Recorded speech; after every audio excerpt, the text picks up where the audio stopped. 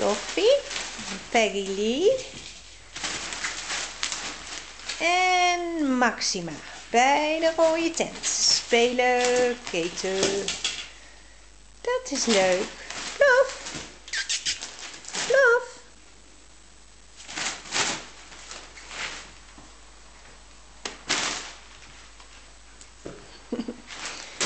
Emilio vindt het veertje mooi.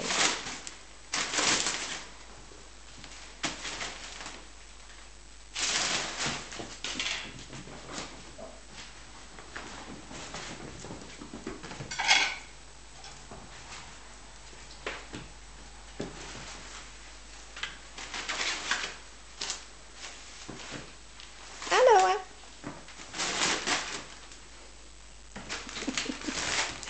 Wie zit erin nou, Plof? Oh nee, dat is Peggy Lee. Baby's.